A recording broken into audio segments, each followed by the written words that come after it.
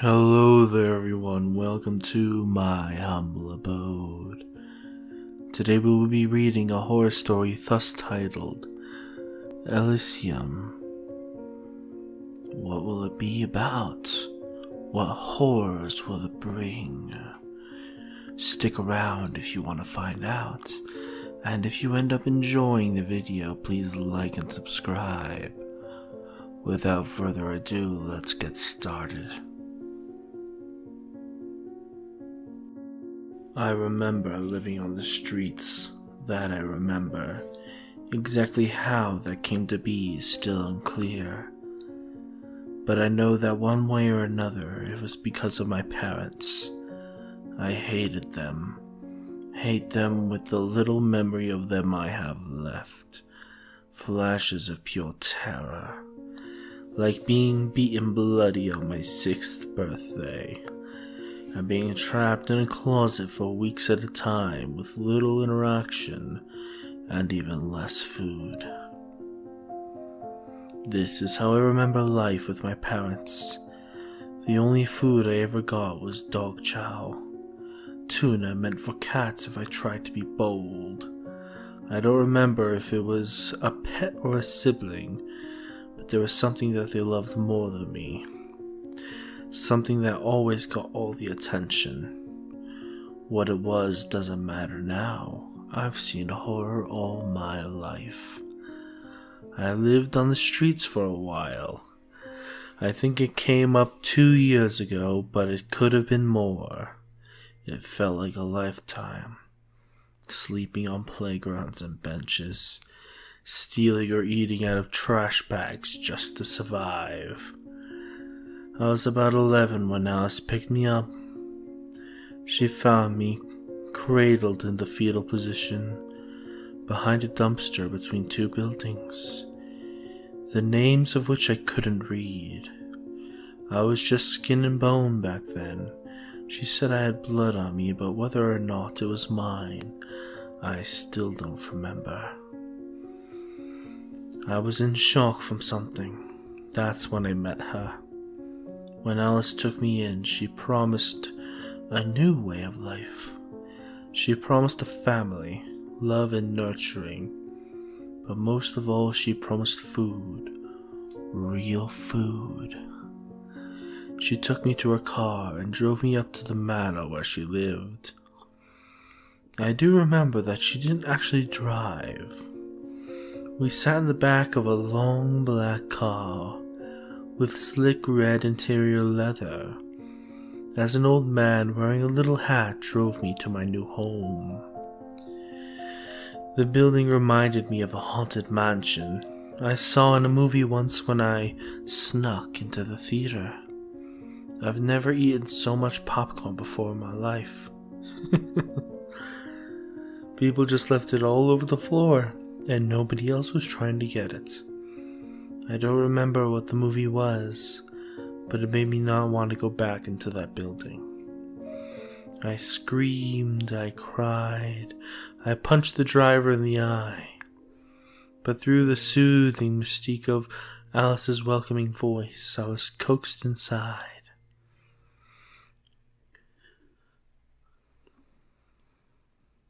Whilst under the spell of her sweet voice and intoxicating aroma of love and flowers, Alice took me by the hand and walked me into the tall building that towered before us. Once inside, she introduced me to the 4 others she was living with. 5, I guess. There was Wilbur, a lanky teen with sandy blonde hair, his girlfriend Mary, who was about 10 years his senior, with her beautiful brown eyes and vibrant rose lips, Jeremiah, who was about my age at the time, but seemed to be so much older. And Junk. Junk was only a little younger than Alice, who must have been in her 20s at the time. Junk was skittish, but they were all very kind to me, and they all wore suits. The girls had skirts coming off their suits, with solid black leggings. Everybody had soft black suits with white-gray undershirts and ties that varied from shades of purple and blue. They welcomed me in a spectacular ceremony and explained that I just entered a magical place, which they called Elysium. The fifth body was of a man climbing 30 years or more, named Jack. He didn't appear until after the welcoming ceremony. Everybody mostly referred to Jack as Sir or Father. His suit was the smoothest shade of black, and he wore shiny gold cufflinks. His undershirt was dark purple and his tie was red. His hair was black and well gelled. The streaks of white and silver at the side of his head did not appear as an ancient feature, but as magnificent and distinguished. His emerald green eyes were like portals to another world. I felt as though I knew everything when I looked into them. I thought I felt that way because he had so much raw power. One could absorb some simply by looking into his eyes. He was an eccentric being, always making a spectacle when entering a room. Even when he remained silent, his presence was heavy and enlightening. His presence was that of a god. Even if you were blindfolded when Jack stood in the same room as you, you would know. You could feel him, watching, breathing, reading your mind. You could always feel him. My name was Kevin when I first arrived, but Jack dubbed me Abel. He named everyone, and he thought of everybody as his children. He called us his children. Jack took each of us from desperate times. Wilbur worked at his father's surf shop, somewhere far, far away. But he also worked in his father's drug trade. If Wilbur ever disobeyed his father, he would beat him and inject him full of something called heroin. This was apparently a means of keeping Wilbur from leaving, as his father's was the only place where he could get more of it. Wilbur said after having heroin once, you needed it all the time. Junk also lived a fair life of abuse. Jack found him after his principal had dumped him in a ditch and left him there for dead. Apparently, wherever it was that he attended, the entire school hated him, students and staff alike. They would call him Junk, so Jack told him to turn that weakness into a strength. And he made that his new name. It never quite had the effect Jack was hoping for. Or maybe it did. Wilbur and Junk were the only ones who dared to tell me about their lives before Jack. Speaking of a time before Jack was strictly prohibited because we didn't need anything else.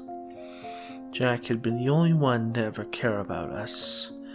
Nobody else would, and this is something he would remind us often.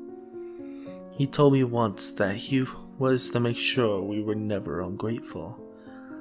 The whole house was my family, but Wilbur and Junk were my friends, my best friends, my brothers.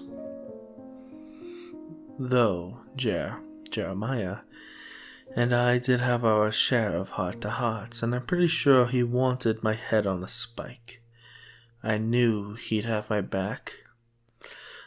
He was my brother after all, and he would protect me. But maybe it was because he wanted him to be the only one allowed to hurt me. He and Jack. Jack and the others taught me that Elysium was a holy place, untouchable by those unworthy. They said that those with truly dark hearts saw nothing when they looked up at the building. or the property on which it stood. That to them it simply was not here. I'd heard vague descriptions of heaven in the past, which Jack said was close to Elysium, but not quite. Elysium was a place where lost souls could go, with their hearts still beating. A paradise for the broken, if you will. And once you die, your soul remains there. It simply traveled to a parallel plane of existence, invisible not only to wicked hearts, but anything that drew breath. However, Jack wasn't like us.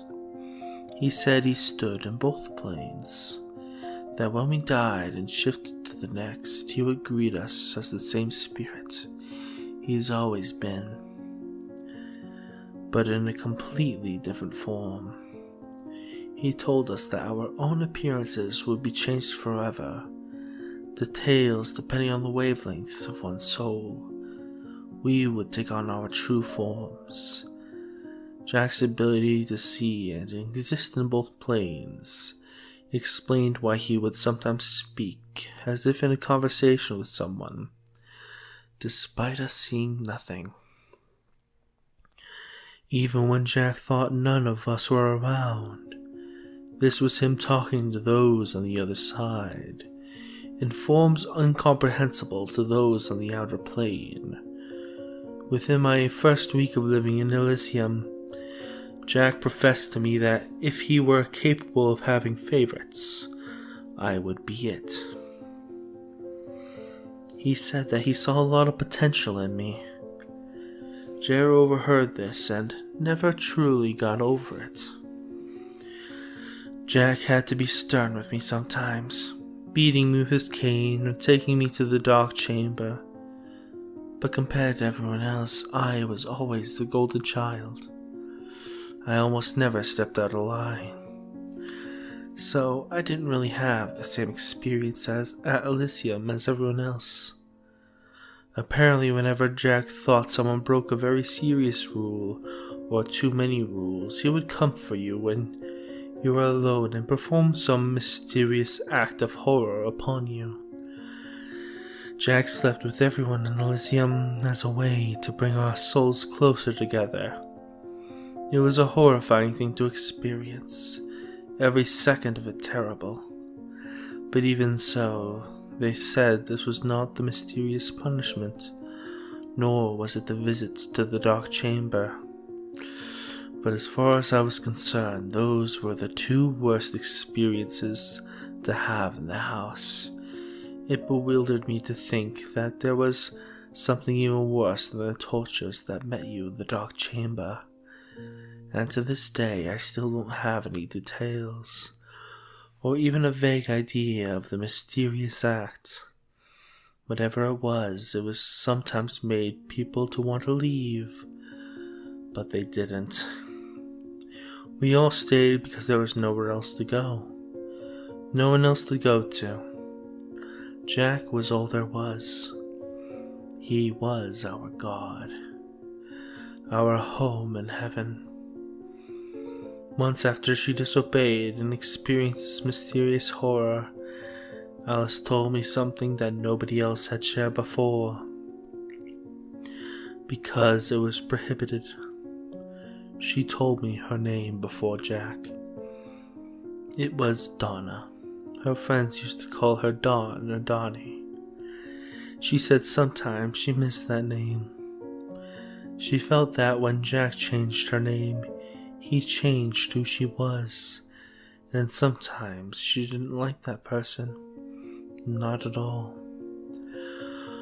Overall, Jack was kind to us. He took care of us, he fed us. We all ate together, we read together, and we bathed together every week. We were a family. We never left Elysium. The property was rather large, so we still went outside, but we never truly left. The only people who could leave the house were Jack and his butlers. Alice used to go out, in charge of finding new members. But one day, something happened and that changed. Jack gave the job to Mary, but after a week he simply kept the duty to himself. He even stopped taking the butler, saying he could trust few. Over the years, a few more children were added, and it was great. Our family was growing. But when I was about 16, it seemed as though Jack was letting anybody with a shady past into our doors. There was no great selection, no light. He saw in them as he saw in me. He was simply recruiting. We started having larger ceremonies where Jack would explain how we were to live our lives in Elysium, and how evil and wretched the outside world was. How he was all we had and all we needed. I hated many of the new children, the ones let in because they had a shady past and a beating heart. They had no morals, no respect, no love. They would pick small groups and remain in them. They would ridicule anyone who wasn't a part of them. We were supposed to be a family, siblings, as though we shed blood, but that was no longer the case. Amari and Adriel were the worst of the bunch, the ringleaders of all the bad apples that had corrupted Elysium's holy basket. It was like they thought they were Jack. They looked like they were identical twins, even though Amari was a boy and Adriel a she-devil. But they were also lovers. Years ago, that would have disgusted me, but things like that became regular practice in Elysium. I was about 20 to 23 when we reached 40 or so members. I believe just below 40. I don't know exactly how old I was, because that's something we don't keep track of in Elysium. You are not to keep track of days, years, or months. You can recognize the seasons, but you cannot count them. Jack said this was because Elysium was eternity, and to try to know one's age was to deny and reject that eternity. But Alice had gifted me a calendar to hide. I would mark it almost every 2 moons, and we should try to celebrate my birthday when we had the chance. I was eternally grateful for this. I've always loved numbers, but I've never been able to count very high. When Jack found the calendar, Alice took the fall. It had trucks on it. February was a fire truck. I never saw Alice after that. I guess she disobeyed Jack one too many times and was sent off to Garnish. Garnish was where disloyal members went, those who were not worthy to bathe in Elysium's holy energy. Where this was, I didn't know, but nobody ever came back from Garnish, ever. I loved Alice. She was like a mother to me, or an elder sister. I had many siblings, and I had my group of friends, but with Alice it was different. I'd always call her Donna in private, and she'd always call me Kevin in private. She was the only one. I loved Donna so much, but I always thought that Alice sounded prettier. Things were never the same after Jack sent Alice away, and with the new members I hardly saw Jack. Sure, I would see him speaking during ceremonies or sometimes during mealtime, but never one-on-one. He still called us his children, but it didn't feel that way anymore.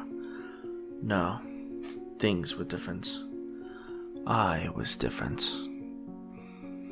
I was growing tired of Jack ruling over Elysium. He didn't care about us anymore. I knew he didn't. I was tired of living in Elysium. I've always been told that the world outside was where the devil ruled, and my few memories of childhood definitely supported that, but so what?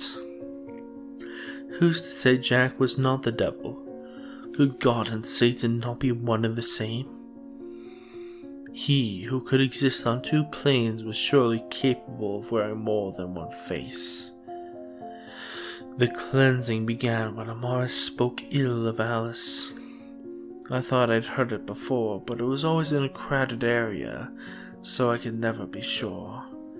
This time, it was in the quiet hall just before our chambers.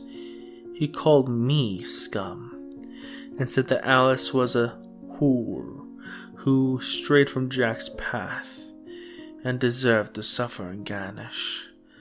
I grabbed a fistful of hair and crashed the blonde fool's head over the hall window. Noise didn't matter. Nobody was to leave their chambers at this light. Only Jack could, and his chambers were on the other side of Elysium. I grabbed a shard of glass and cut his throat. He gurgled at me with teary eyes, and I prayed to Alice. I remember in the beginning I was very keen on covering my trails. I didn't want to know how such an act would be treated by Jack, or the other members for that matter. Order was lost. These new members were clear agents of chaos. I used to think that such fools didn't deserve to bask in Elysium, but as I went on with the cleansing, I wondered if Elysium had not been garnished all along. I soaked up the blood with the sheets and threw them in the furnace. I could not throw Amaris in along with them because not only was I unsure if it would completely burn his bones or not, regular maintenance of the furnace was kept, and somebody would be checking up on it just before the day rise. So I wrapped Amaris in more sheets. We had so many. Jack said it was in preparation for a growing family, and placed him outside in Elysium's court. One thing Jack teaches you is how to be one with the animals. I called a bird to my hand and broke its neck. I threw it up into the windows I'd broken with Amari and carried on. I got a shovel from the green room and dragged Amari to the woods. I dug for many breaths, of which I lost count, and buried the bastard under the dirt. I'd cut my hand on the piece of glass I used on Amaris. It bled and screamed agony as I dug and I buried, but Jack had taught me that pain was only in the mind.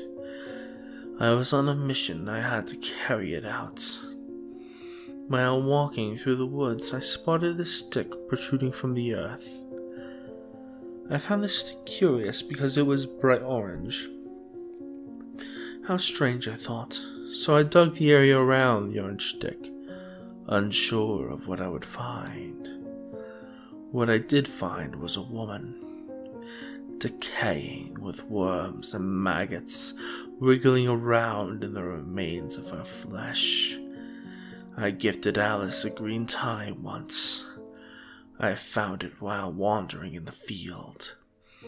I liked the color green, and I thought she deserved some individuality. This upset Jack, of course, but at the same time, he was still partial to me and let it slide. This woman had on that tie, as I'm sure you've guessed. The woman I found was Alice.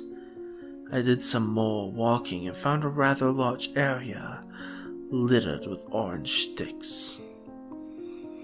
I had found garnish. I had to ditch my bloodied suit walking back to Elysium in nothing but my shoes and my briefs. Of course I had extra suits, but only so many. I prayed Jack would not count them, because I couldn't think of a good reason why one should be missing. When night became day, I helped the butlers clean up the glass, and used one of their shots to reopen the wound on my hand, so it wouldn't seem suspicious, Nobody thought the better of it. Nobody but Adriel. Many assume Amari had simply abandoned Elysium, and Jack saw him dishonored. He even held a ceremony about it, but she was not convinced. In fact, his disappearance drove her mad. She would not shut up about foul play, not until Jack ordered her to. Adriel became a silent being after that. Despite this fact, I decided she was next. She got on my nerves, and though she seemed innocent now, I knew she was still pulling the strings on Elysium's bad apples. I've never heard whispers of a mutiny. If anybody was gonna take that bastard Jack down, it was gonna be me. But first, I had to destroy what he created. The story of Adriel's demise isn't really one of much interest. She was in the green room and I beat her to death with a hammer. Simple as that. I didn't even say anything. Didn't feel anything either. Not even rage. It was just a minor chord. The only interesting and right-worthy things about it were some memories flooded back during the act. I'm still unsure exactly what brought me to the streets as a child, but I do remember what happened to my mother. My father started having me make his meals. I made him 4 dishes before I doused one with rat poison. When my mother caught me with the box of poison in one hand and my father's plate in the other, she threatened my life. Instinctively, I reached for the closest object on the counter behind me, and I beat her head in with a meat tenderizer mallet, just as I beat Adriel. I know it's not very interesting. I've never been a good storyteller, but it was nice to have at least one happy memory from my childhood. From Kevin's childhood, I should say. The cleansing couldn't wait after that. I didn't want a slow process, I wanted blood and death. I decided I would simply burn the building to the ground with everyone inside. But before I could do so, I still had a few chores. My intent was to tear down everything Jack had created. That included my family and my friends.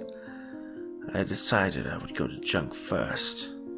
Joe and Wilbur got stronger than we had first met, but Junk never really changed that much. I knew physically he would be the easiest. My friends deserved more than just burn away in that place. They deserved something better, closer, more personal. I did love them, I really did. Junk often liked to prepare the family's meals, so I offered to help him.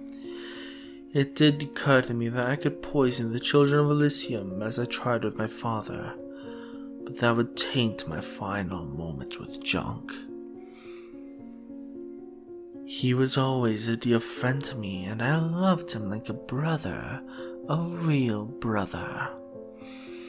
He snuck out with me that night so we could watch the stars, a favorite pastime that we hadn't done in quite a while. I guess things just got too busy for the both of us with all the new members. We sat together on the grass, just staring at the night sky. I asked him if he knew how much he meant to me. He didn't know the extent, so I told him. We cried. He stood up to give me a proper hug. I held him tight, as if the breeze would blow him away. I retrieved the discreet kitchen knife I swiped earlier that day and drove it into his back. His last word was a whisper. He asked me, "Why?" I looked at him for a second and put my hand over his shoulder, unable to answer. I wanted the embrace to last, but I knew it couldn't. I drove the blade in further, and it gave a twist. He fell to my feet, and I opened his neck just to be sure. He didn't need to suffer any more than he already had. I buried him next to Alice. I had stolen a can of green paint from the storage room, and gave them 2 green sticks crossing into X's. I planned to kill Wilbur next, but at this point Mary was pretty old, so I went with her instead. Jeremiah and Wilbur were the strongest, so they were the last. I waited for Wilbur to leave their chamber to run an errand for Jack.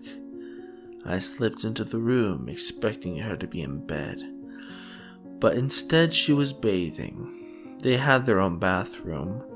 I didn't have my own bathroom. I had to share a chamber with 6 others, and these 2 were with their own private chamber and their own private bathroom. What a world. She heard me walking and I called out. She thought I was Wilbur. I told her I appreciated how she was mostly kind to me in my life. She screamed and I had to drown the old broad in her own filth. Such a dishonorable death, I know. But I was only working with what the world gave me at the time. I put about 8 moons or so of space in between the disappearances. It seemed less suspicious that way. At least that's how I thought of it. I guess I was a semi-flawed plan because I never really did cleanse Wilbur. 6 moons after Mary's death, Wilbur hung himself off the balcony with his belt. Elysium became very unsettled after that, and people started to notice the disappearances. I didn't only kill my family personally. There were others that I cleansed out of the sheer opportunity. But none of them mattered. I won't even write their names, much less how they died, because they were nothing less than nothing to me. The fear going on around Elysium was like electricity in the air. I think there were ceremonies explaining how these disappearances were holy acts, but I stopped attending those. I feared I may lose control and simply jump up on the podium and beat Jack to death before he could watch his empire fall. I found Jeremiah in the food court by himself, and it wasn't even mealtime. He was crying. I've only seen him cry twice before.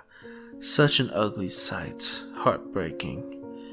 When he saw me, he was hesitant, but he allowed me to sit, and we spoke for many breaths. It was just me and him now. We were the only ones left in our family. We knew there were others before us. Mary spoke of the many who were off to garnish even before she arrived, but the 6 of us were a real family. I decided it would be easiest to cleanse Jeremiah the way I had junk. I could feel the blade in my pocket, but I only needed the conversation to last a little longer. This was the last of my family. I needed it to last, but he got up for a hug and I felt a pain strike my heart. At least he could die like his brother. He pulled me in for an embrace and we stood there for a good moment. When I reached for the blade, he caught my movement. He questioned me, so I needed to be quick. I swung for his spine, but he grabbed my arm and headbutted me, instinctively breaking my nose. He began a frantic apology, but his eyes would not leave the blade. He put it together, clever punk. I tried to explain what I was doing needed to be done. I needed to cleanse the world and all of us of Jack's plight, but he thought me insane. It's funny. I think in the false book, Abel is the brother who is murdered, not the brother that murders. I fought Jeremiah to the best of my abilities, but despite our shared age, it was superior. I lay propped against the meal bench, his food on my chest, and the blade held above his head.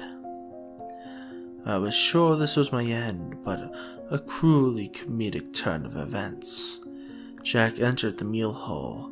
He shouted for Jer to stop.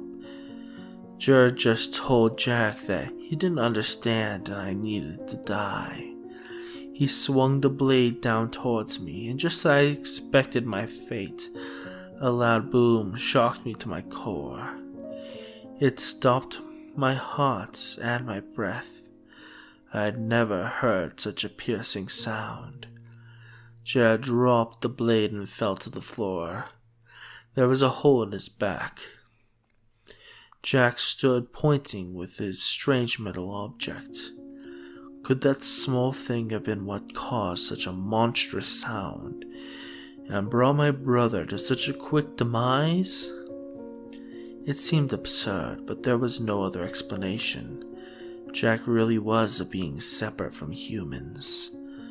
No mortal could wield such power. He needed to be taken down. But what other abilities could he hold? It occurred to me that I really didn't know anything about Jack at all, but it didn't matter. Though it sickened my heart, I told Jack Jer had made an attempt on my life, and in doing so, he admitted to me that he was the cause of the recent disappearances, that he was trying to cleanse the corrupted Elysium and tear down all that Jack had built.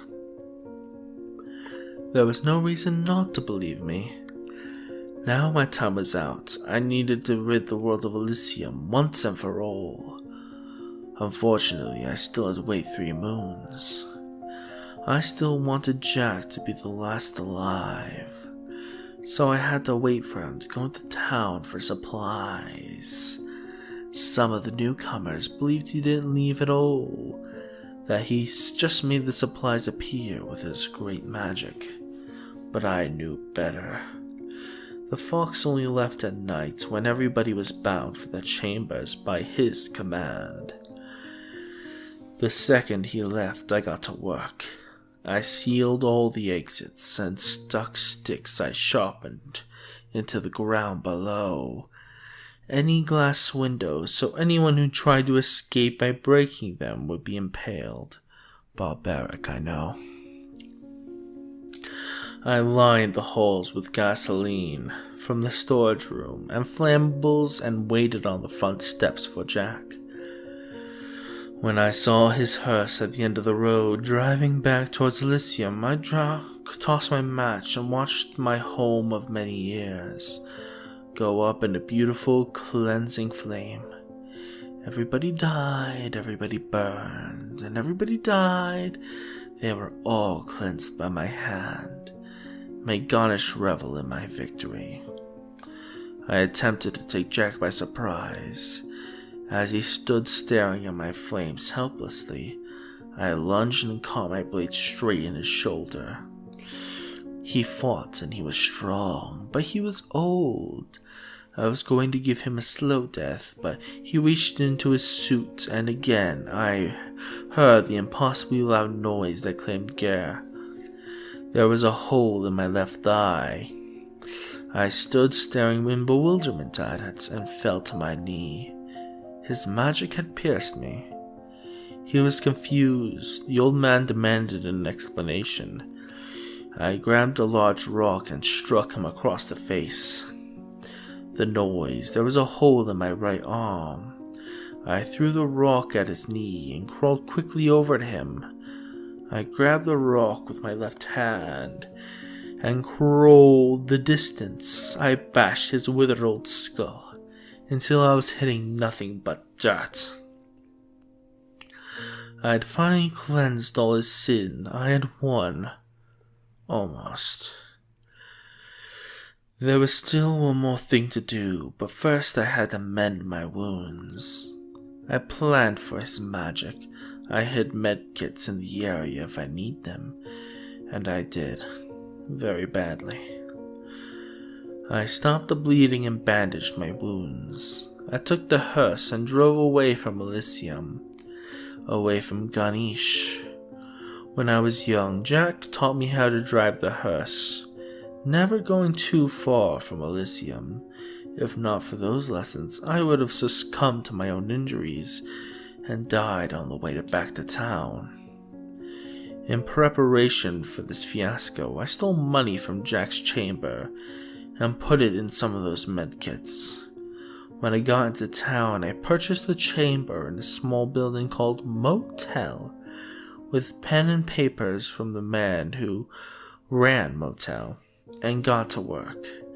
I haven't written in some time, so I hope it's still legible. This tale had to be told. The tale of Elysium, of Jack, and his personally designed Antichrist. Whoever finds this, share this with the rest of your world. Let them know what went on in your backyard. I guess this is too long to be a suicide note, so think of it as a chronicling to a blistering fall. My final act will be cleansing the world of my own life. I would like to continue living, might be okay with that, and maybe the world would accept Kevin on its own. But Kevin died with Alice. He's in the dirt laying beside the beautiful Donna and his family marked by green in the great Ganesh. Abel was a creation of Jack, and so he must fall. May a better Elysium find you. Sincerely, Abel.